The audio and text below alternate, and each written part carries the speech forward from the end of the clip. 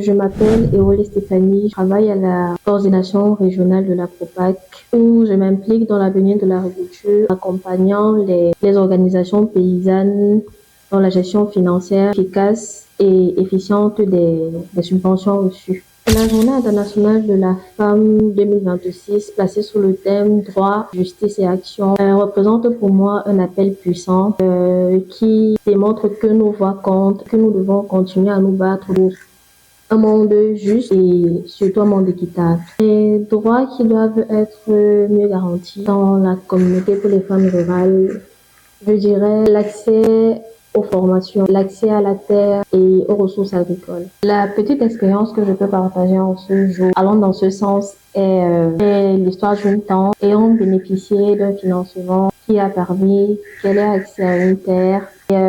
Par cette situation, s'est vue accroître ses revenus et a pu non seulement se nourrir elle-même, se soigner et puis envoyer ses enfants à l'école. Les inégalités qui persistent encore aujourd'hui pour les femmes et les filles, il y a d'abord la répartition des tâches ménagères et des tâches agricoles. La justice sociale, économique et sociale dans le quotidien des femmes rurales, pour moi, signifie que chaque femme devrait choisir son chemin, avoir l'accès équitable à la terre et aux ressources agricoles et aux opportunités économiques.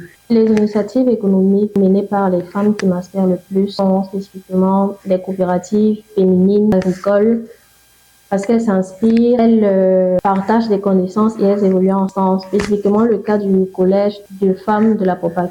L'action des femmes contribue à transformer nos communautés en assurant une sécurité et une souveraineté alimentaire accrue et en accentuant l'éducation des jeunes, de leurs enfants grâce aux revenus générés. Le changement concret renforcerait l'équité dans la communauté. Je dirais le renforcement des capacités des femmes rurales, l'accès aux titres fonciers de leurs terres et la sensibilisation des hommes et des femmes sur la valeur de la femme, l'importance du partage des responsabilités. En un mot, pour moi, droit, justice et action veut dire émancipation, car c'est le chemin par lequel chaque femme que nous sommes, chaque fille, pourra montrer son plein potentiel. Le message que je peux transmettre aux femmes et aux jeunes filles rurales d'Afrique centrale est que unissez-vous, osez, rêvez grand. Notre détermination et notre force se trouvent dans la solidarité, l'avenir